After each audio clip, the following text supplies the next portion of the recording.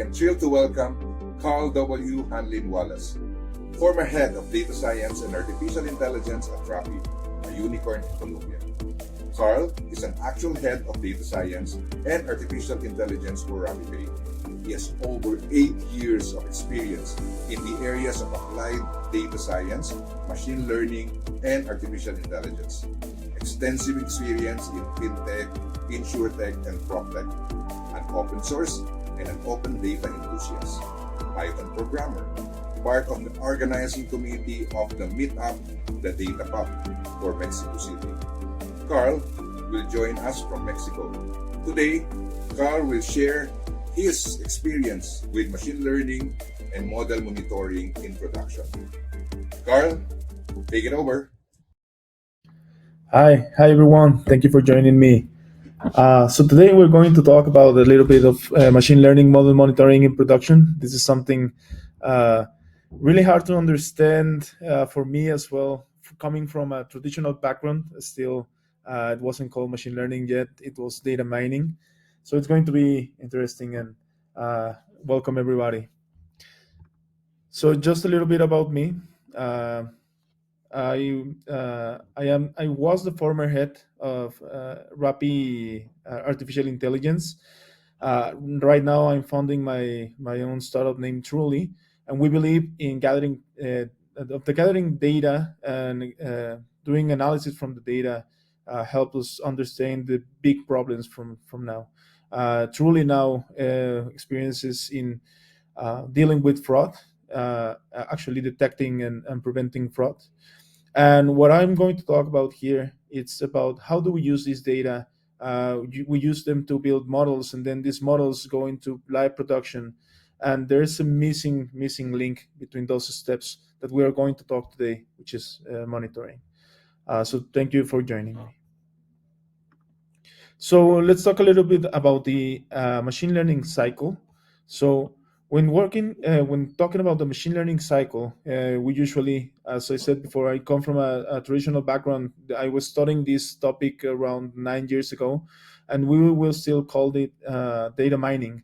So we will usually, and I know most of you are familiar with this type of processes, which is CRISP-VM, the cross standard processing for data mining. The process usually stops at deployment. We know it's a hard process that usually starts from the data, from the business question, the business understanding. Then we go from data understanding to the preparation of the data. We finally get to modeling. We do our models, machine learning model, supervised, unsupervised. We evaluate the model, get some information about how we think it's going to behave in production. And usually the last step, which was at least the hardest step back a couple of years back, was deployment. How to deploy it in a highly scalable, highly concurrent environment that can process a lot of queries. And this is something really hard. I mean, at least in the last reports, only 87% of the projects, at least for data science, go into production or deployment. So this is something big. Achieving this whole cycle is something big.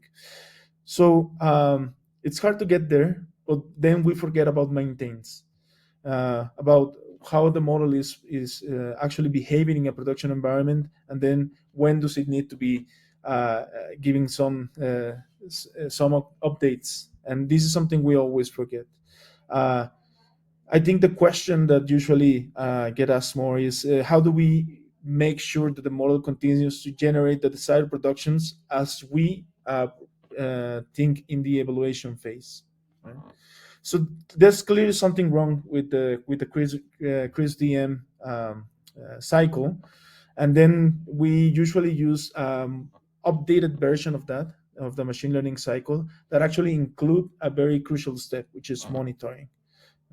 So there appears to be a missing link, what I was telling before, which is monitoring. Something that will help us understand how the model is behaving in a real production environment, and how it's still making those predictions in that environment. So this missing link, of course, is monitoring. Yeah. And if we look about the most recent trends, especially the most hot topics right now, which is machine learning operations or MLOps, if we take a look into this mix of machine learning, data science with DevOps and software engineering, we actually looked at the only way to close the loop. The only way to close the loop from these processes, these operations, is to actually get a monitoring services that can bring us data of how the model is behaving, not just the software, but how the model is behaving, so that we can set up some triggers, alerts, gather the data, so that we can actually close the loop and start the cycle again of data extraction analysis, going with the data scientists, building better models with better feedback, and then using these automated pipelines to create new versions of the model that we can serve as prediction services, and will update of monitoring services, so that we can see if the model is behaving better or worse, if the model is making better predictions or worse. So this is something that we might actually see in the most mature ML infrastructures, that they have a solid monitoring service that is actually connected with some actionables. If they had triggers, alerts, and the data goes back into the warehouse, goes back into the into a repository, whatever, so that we can actually have a 360 view of how the model is behaving. So what I'm here to actually talk about is a little bit of why and how. So make a little bit clearer what monitoring means, what this especially this phase of monitoring means, and why it was so hard for us, at least coming from a more traditional background, to get this mindset into monitoring and actually get the better concepts of software engineering, so that we can actually take the better of both worlds. So the thing I want to start with is why monitoring. So it's hard to think about a real world data that is not stationary, right?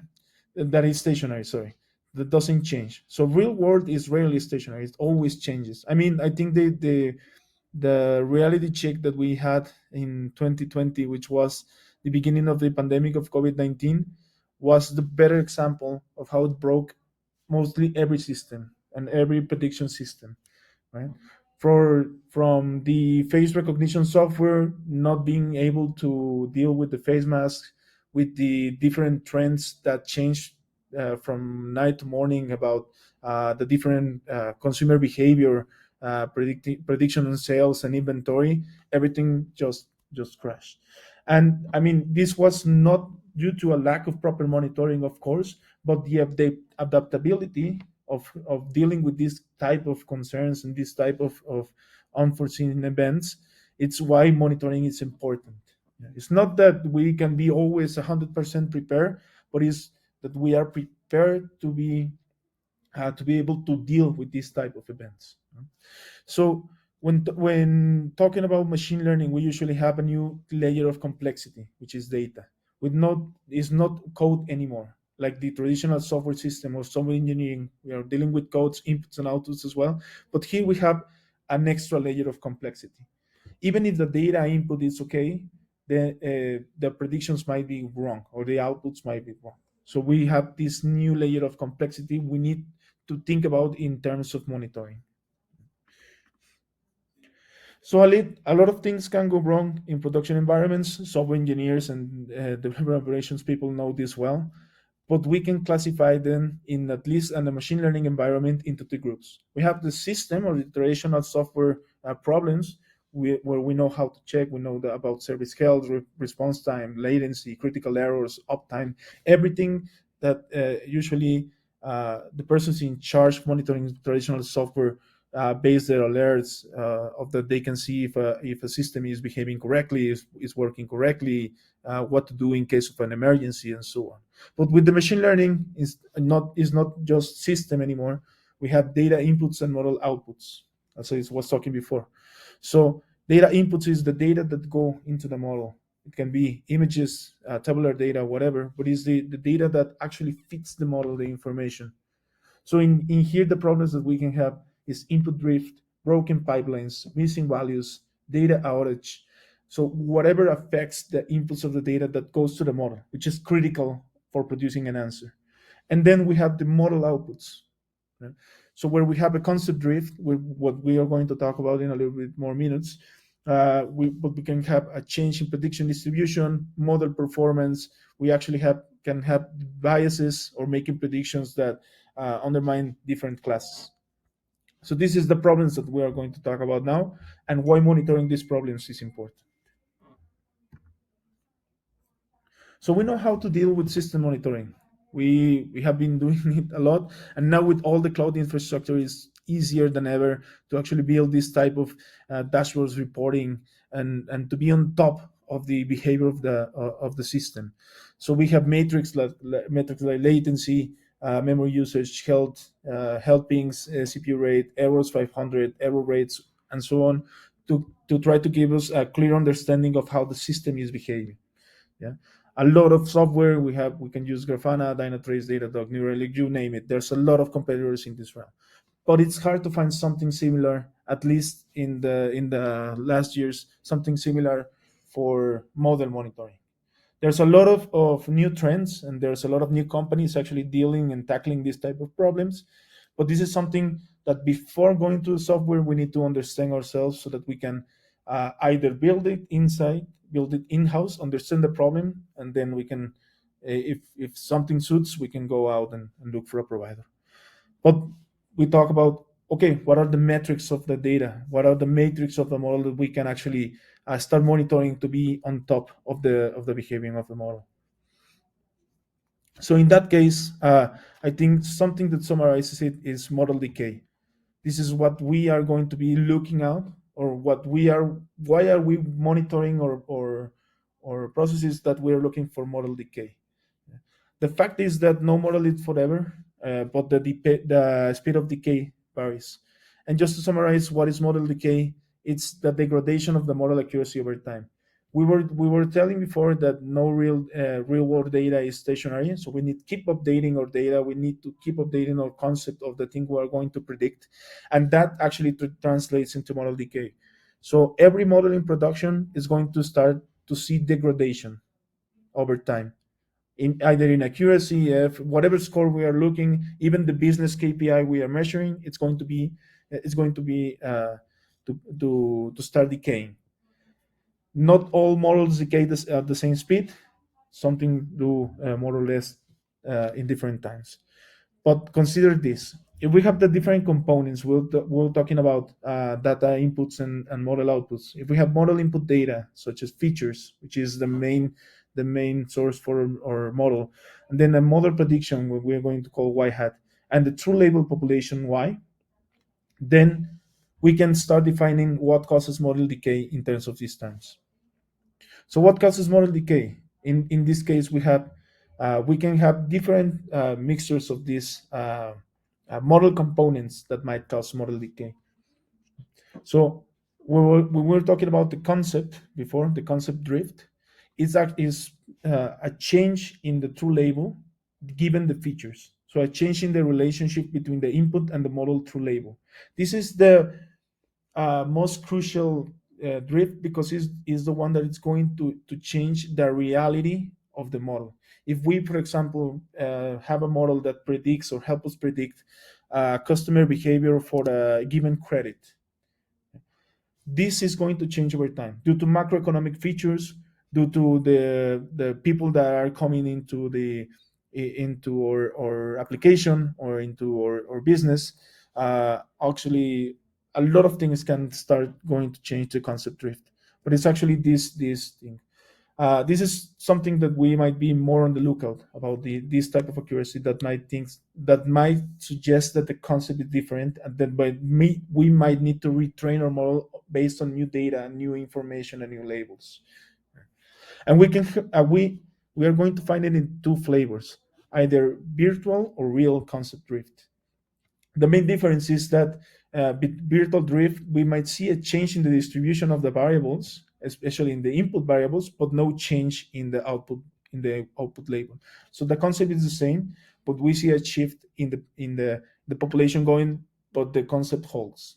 But in the real concept drift, which is the one we're looking for, trying to be on top one step before, uh, is about that relationship, that the people coming, maybe because of macroeconomic, something like the pandemic, it's going to change the way people behave, at least if we see it in the example of the credit.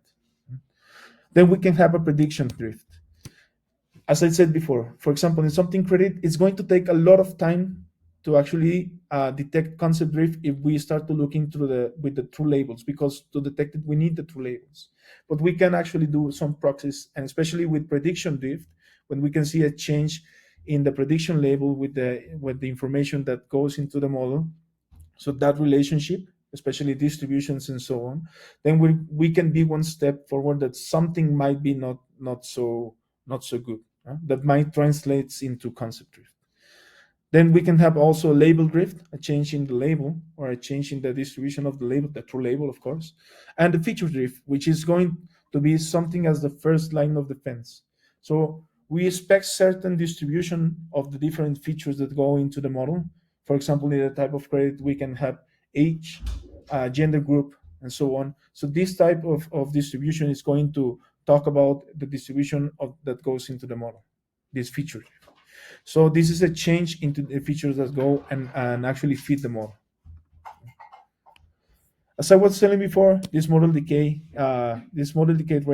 rate isn't the same. It can happen in different times, and it's being classified in four different groups: either sudden drift, or that the new concept changes really fast in a short period of time. This is, if you can imagine, something that happened for like with the COVID pandemic, uh, that all of the sudden there was a drift into the concept. All the model is not able to perform anymore, and we need to do something drastically. And this is something of an outlier. The reality is we're going to deal with either gradual or incremental shift, where over time the model is going to lose accuracy and it's going to behave badly. And this type of gradual shift, for example, as I was talking, the credit is a very good example for actually looking into this type of drifts. Changes gradually. For example, population changes, consumer behavior changes, macroeconomic variables changes, and this is going to actually translate into a concept drift either gradually or incrementally. And then recurring concepts, which is the shifting or the constant shifting of this concept that actually goes back and forth, and then we might need to capture, if we detect the drift, we might need to capture into a more general model. Now, when dealing with drift, uh, as I said before, the consequence of this drift might have many culprits, but data quality, data issues, model inputs, and model outputs might be the something to start. But with the dealing with drift, I think the first thing we need to do is to ask ourselves: is the data quality it's okay? Because the first thing that happens, especially in a production environment, is problems with the inputs of the data that might cause us problems, of course, of the model output.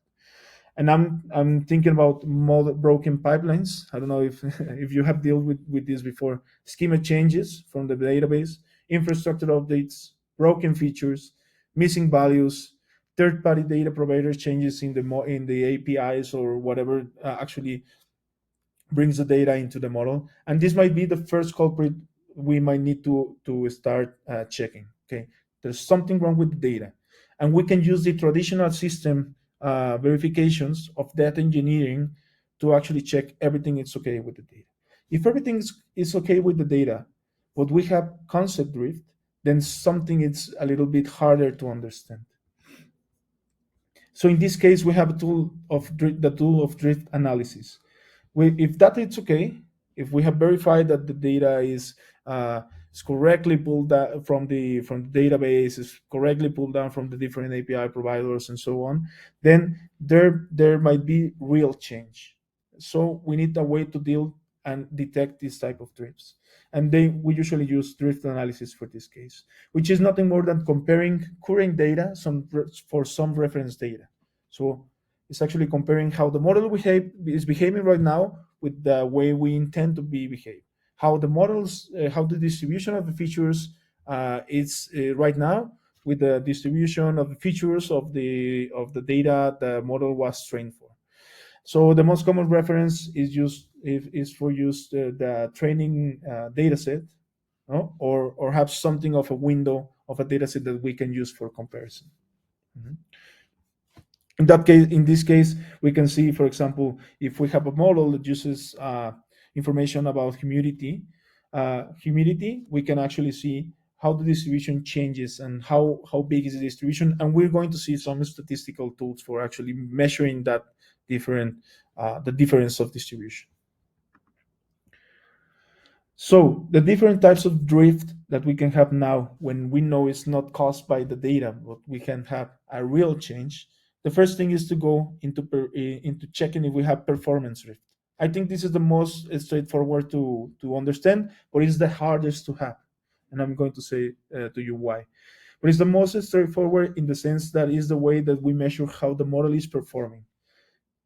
Take, for example, in this case, we deploy the model into production. We use the F1 score to actually measure the how the model is behaving, and we are going to start to detect some decay. After, we need some threshold that actually impacts the business. Okay, we know below this threshold, it is going to cause any more good for the business, then we might need to retrain it, get a little bit more data, the data that was produced actually in this period of the model going into production, make a new version of the model that is going to again uplift all the measures going into production, and so on and so on. However, and now I know you already detected why it's so hard to actually perform good performance drift is that we need the ground truth and the labels. So it's not always possible, especially in models that go, for example, with credit or fraud detection. We might need to take a lot of time to actually get the right information. So we need something similar like a proxy. In that case, we can use prediction drift. I was telling before, checking the output of the model. If we perform, uh, for example, a distribution comparison of the different labels produced by the model, we might need to expect that the model is behaving at least in the same way that it was trained. So in that sense, it might have the same, or at least in some terms, the same distribution of the population that we were expecting. Right? So in that case, if we have some change in the prediction labels, that this might underline that there is something behind, or that we could have some concept drift. However, we don't need the ground truth or labels for detecting prediction drift, so we can use just the outputs of the model to actually do it. Input data drift, which is I think the most useful one, at least when you are starting to work with monitor. I will suggest, when checking the data is right, then going straightly into the data drift, because if there's a change in the population, this is going to be a change into the model behavior, right? At least in the distribution of the predictions, but that might have an impact, or that might have an impact, or at least some hints that the concept might be drifting.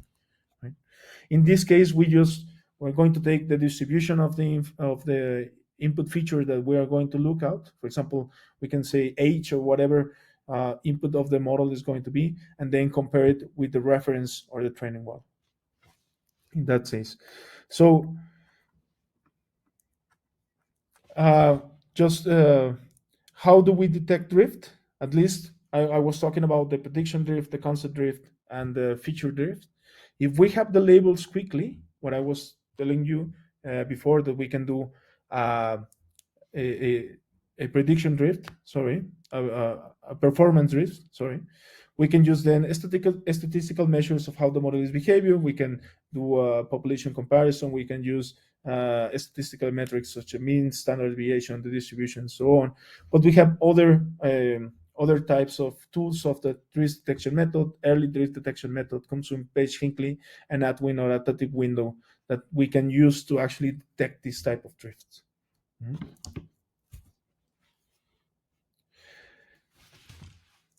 And if we don't have the labels quickly, then statistical methods such as comparisons of distribution, like the Kullback library divergence, population stability index, which is really popular, at least when dealing in credit and banking, and a little bit more traditional models. Uh, Also, Jensen-Shannon divergence, which is symmetrical Kullback library divergence, all the Kolmogorov Smirnov test that might give us a comparison of the different distributions.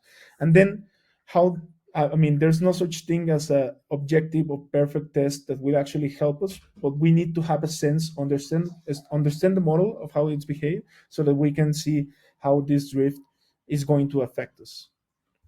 So finally, the thing for us, I think, to be closing the talk, is always alert, keep calm.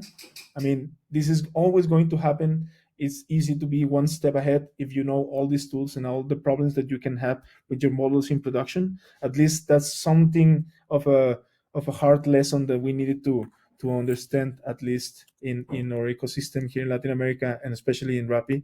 But is prepare your alerts, keep calm. It's always going to have, there's always going to be problems with the input data. There's always going to be problem with the concept drift. So defining some, at least rule of hand, uh, a street lights of how big is the problem. We can define, for example, if we see a change in the PSI, population stability index, we can do keep monitoring. If we see a significant change, then start thinking about doing something. So if drift is detected with this alert, first check the data quality, investigate, retrain if you can, if you had more data, rebuild if you need, if something is broken from the inside. Then if not neither of those work, we can always think about a fallback strategy, something that we have done before. If thinking about a shortage of the model, then what will be the fallback strategy? This is going to be manually reviewed by a team, so on. Then, if something's really wrong, we can limit the model use, start thinking about the fallback strategy, and finally, add custom processing logic if something goes really wrong. So I think we still have 3 minutes for questions. I think this was all. I'm happy to answer. We can go here. Okay, let's see. Faye Marie Sina Cruz asks, data the model sees in production is constantly changing. How can we leverage machine learning in business KPIs? What are the best practices to monitor ML production? Question. I think, at least in a business environment, business KPIs are the most important. So when you are designing your monitoring, I was talking about input data and so on, but actually the best thing for the data scientists and model developers is to be on top of the KPIs of the business. How is it behaving, and what percentage of the, for example, failure of the model is going to affect my KPI? Because this should be the main flag about how the model is performing. As I said before, it's not so easy to actually be on top of the business KPIs, because they might take a lot of time to actually come back. Especially in credit, we might need to wait 6 to 10 months or 12 months, whatever. We need to see if we have some early metrics, okay, but it's going to take a lot of time. So we can, even though we need to be on top of the business KPIs, we can define our own early alerts, early signs that something is going wrong, so that we don't need to wait when the KPI starts underperforming to be start looking for culprits that something is wrong with our models in production. Okay, we have about 90 seconds left. Why don't you take a look at that list of participant questions to the right and pick a winner for our most thoughtful question contest, so we can award a prize.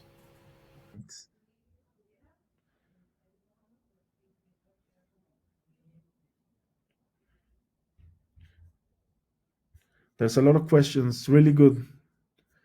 So there's a machine and learning AIs that help banking in production. How do you identify the machine learning model is seamless and addressing the requirements in terms of monitoring production? I think that was a really good question. And actually,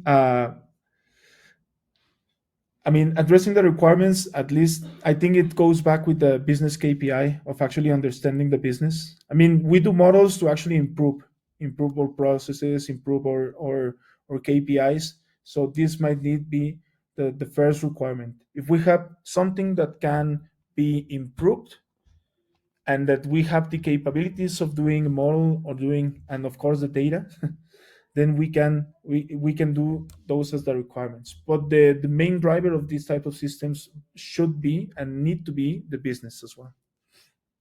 All right. Thank you, Carl. That was a great talk. Thank you for sharing your insights on ML ops and monitoring. For the audience, stay tuned. We've got more talks ahead. Thank you, everybody. Much.